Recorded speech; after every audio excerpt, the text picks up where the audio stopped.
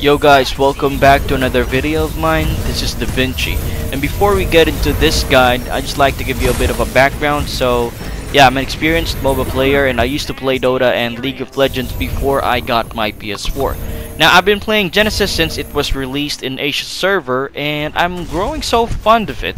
Still can't believe the PS4 actually now has a MOBA game. I've made my first Genesis Hero guide just recently, and when I announced that I'll be making a new one, I'm glad that the Genesis official page asked me to write it into their forums at genraven.com.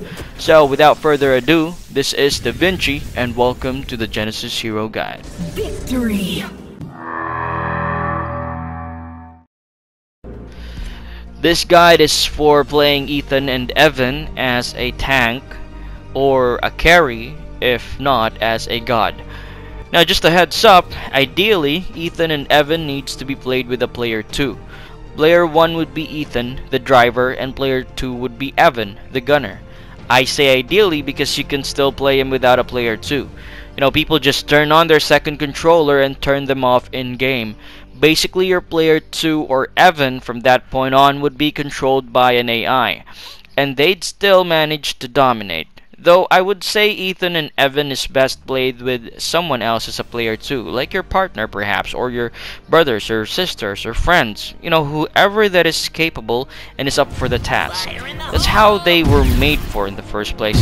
So if you're interested in playing Ethan and Evan with someone, then this guide is for the both of you. Now personally, I love playing Ethan and Evan with my girlfriend. She doesn't know much about MOBA games, but I've been teaching her the basics. I rage a lot when playing games alone, but playing with her turned me into a better man. You know, as corny as it sounds, I don't curse a lot anymore and I don't scold her for her mistakes. And I always make sure that my tone is calm and doesn't pose a threat, because you just never know what comes right flying towards your face when you lean back at her when you see that Evan is not moving or not attacking or not casting even a single skill anymore. And that is the main reason why I love playing Ethan and Evan. Other reason is he's just too overpowered, and here's why. Ethan and Evan is two heroes for you. Each of them has their own normal attacks and skills. So you got 2 normal attacks and 8 skills in total. So it's like your enemy is playing 5v6. 5v5 can be tough enough already, considering that you are playing with newbies or your enemy is just too good. So imagine what you can bring to the table if you master Ethan and Evan. By playing solo, you can only play as Ethan, though he can stand alone. But there are just situations that he's just not enough. Evan is the damage dealer and plays an important role in the game. He's the gunner for a reason, and if you let the AI use Evan, you're most likely gonna run out of energy because AI casts his skills every time an enemy is within his range, and you're missing the whole point of playing a 2-player hero. Ethan and Evan would fit well in a team with a good crowd control, a heavy hitting marksman, and a psionic that has a crazy burst damage.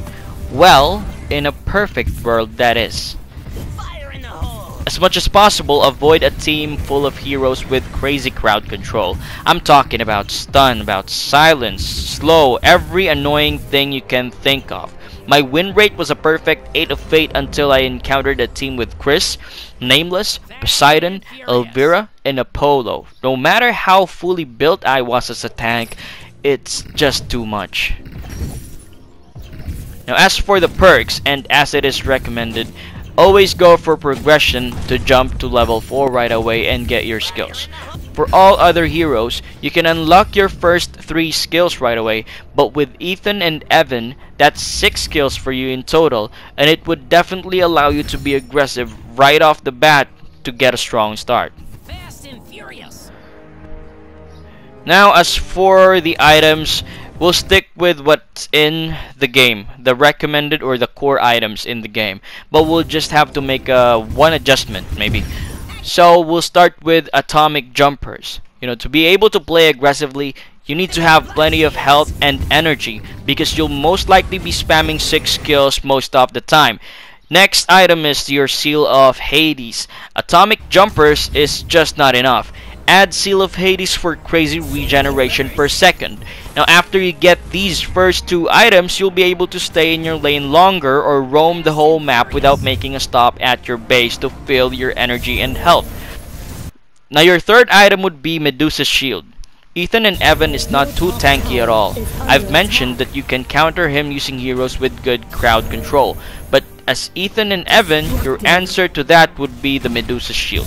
5 seconds of immunity to all energy effects.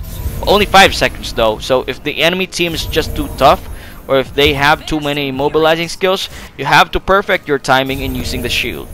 Usually though, when you get these 3 items, you can already win the game. But if your enemy is putting up one hell of a fight, then your next item would be the Space Disruptor. We need all energy resistance we can get, and by getting this item, you'll get plus 40 energy resistance, plus 10 health regeneration, and plus 15 cooldown reduction for all your skills. Now it would also give allies that are near you an increased energy resistance by 10. Now, if the enemy team has an OP marksman, get the Quantum Vest for the plus 450 health and the plus 15% health regeneration. Plus, you get 2 sweet passive effects. And your last item would either be Eternal Grace for immortality or Mark of Valor for decrease of duration of those negative status effects. That's pretty much it for the build. Though I'd love to try a full Psionic Ethan and Evan, but was never given a chance this week because my team can't just stand without me being the initiator and the tank. I'll make another video to feature a different item build for Ethan and Evan, but for now we'll just stick with the basics. Now to the main part of this guide. Ethan and Evan are played separately. Listen closely because this is where you decide who would you or your partner be. Ethan has 4 skills. Evan also has 4 different skills. They both can attack at the same time, but only one decides where to go. And that would be Ethan, the driver. Let's talk about Ethan first. Now here are his skills. Your first skill as Ethan would be your hovercraft. Activating this skill would engage you to flight mode so you can pass through terrains and towers and increases your speed by 3% with a duration of 10 seconds. Your second skill would be the gas pedal. It gives you a sudden boost forward after a brief charge time, knocking enemies airborne when hit. Your proximity mines is your third skill. It basically deploys 3 little mines that would lock and chase those who come close within its range, causing damage and slowing enemies for 1.5 seconds. Then lastly, your ultimate skill would be self-detonation. Activating this skill would self-destruct your ride, causing damage to surrounding units and yourself. But it's not instant as it says in the description. It will detonate for 4 seconds after you activate this skill.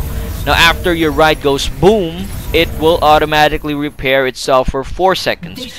You are immobilized at this state and can't cast any skills but can still do normal attacks. But don't worry, while you are immobilized, you're actually healing very fast, so you're pretty much safe, not unless your enemies can deal greater damage than your health regeneration. Now, let's talk about Evan, the gunner. Now, here are Evan's skills. Your first skill as Evan would be Scorching Beam, a beam of magic that lasts for 5 seconds and deals damage per 0.2 seconds. Now, that's pretty fast. Your second skill would be the Bouncing Bomb. Lobs a bomb that deals the damage to enemies. It bounces 2 times right after the first contact. Your third skill would be the Purifying Shield. It basically generates a shield for 6 seconds and cleanses debuffs when you activate it. And your last skill is the Interference Matrix. It creates a semicircle force field that greatly reduces enemy speed.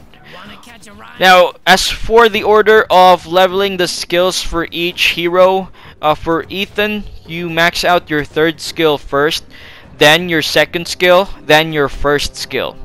For Evan, you max out your first skill first, then your second skill, then your third skill. And of course, get the ultimate as soon as it is available. Your best poking skills would be Ethan's proximity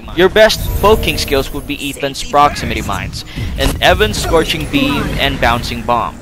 Though be careful on the early phase of the game. It might drain your energy Also, you can use these 3 skills for clearing waves faster, but be mindful that Evan's Scorching Beam is too slow to rotate. So when you activate this skill, make sure that you're already facing your target, then just make little adjustments. It's a lot easier when you let Ethan's movement control the beam.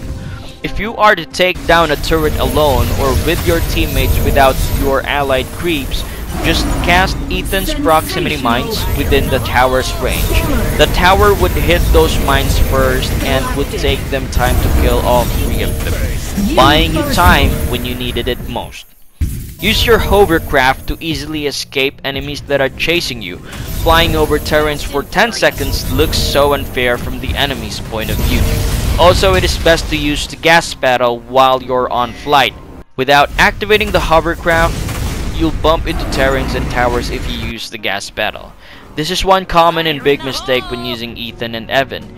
It's frustrating to have moments when you try to help your teammates, then you charge right into the middle of the battle, but you forgot you're not in flight mode.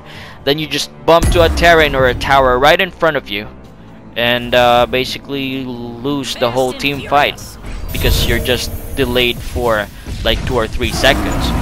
Another tip: activate Evan's Purifying Shield when you are under the effects of stun, slow, or any immobilizing skills, so you can instantly debuff them, plus you get a shield. Now for the big boy combos. Here's how it should be. From a distance, activate Evan's ultimate to slow the enemies, then his Scorching Beam and Bouncing Bomb. Right after his beam is over, activate Ethan's ultimate to start the 4-second cast time of his self-detonation.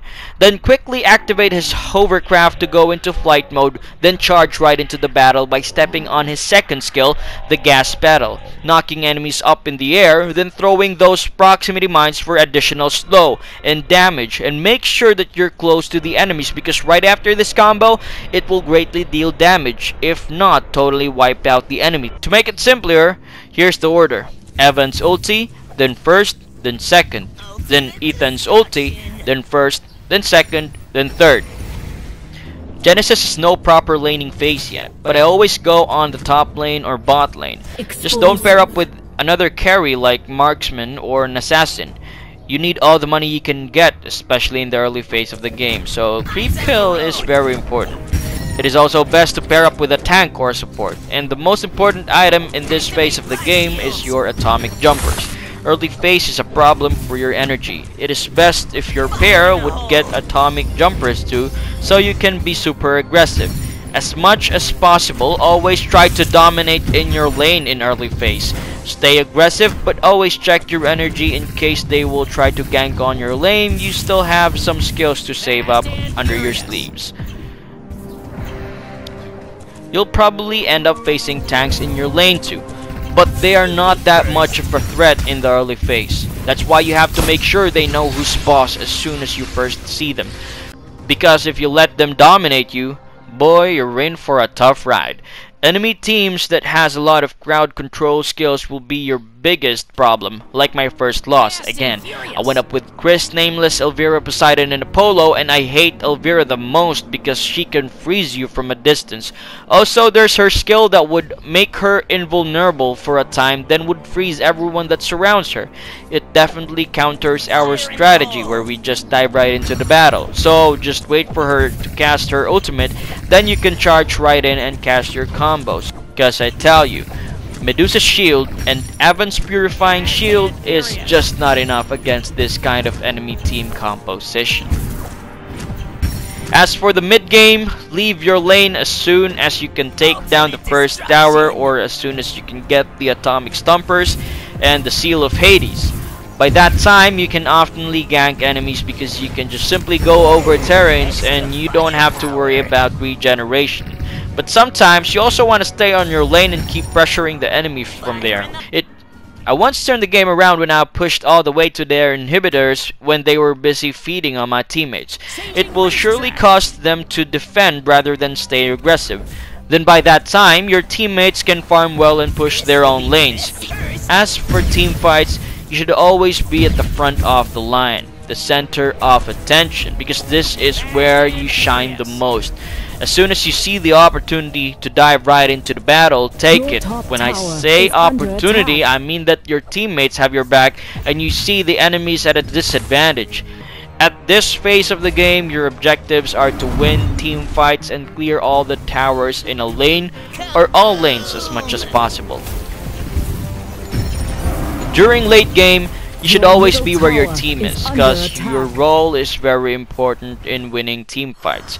You can leave one teammate behind to push another lane or to handle an enemy that is also trying to push a different lane, but by this time you should already have the Medusa shield and other items like the Space Disruptor, the Quantum Vest, Mark of Valor, or Eternal Grace. As for this phase, you should pick one objective. It's either win the game by reaching 60 kills or by pushing and destroying the enemy fort. It can be both actually, but there are just times that you are losing the war but winning the battles. Metaphorically, it's when you're winning team kills but losing the laning game. And when that happens, I suggest you defend wherever the enemy is pushing. Always gank up on them. However, none of this would happen if you started out strong, or maybe if your teammates aren't feeding the enemy team. Ethan and Evan can carry the whole team, but sometimes it's just too great of a burden. So that's pretty much it. Now, have you decided on who would you and your partner be? In my case, I am playing as Ethan because I know how the game works and Ethan is in charge of movements. You decide where to go and when to go.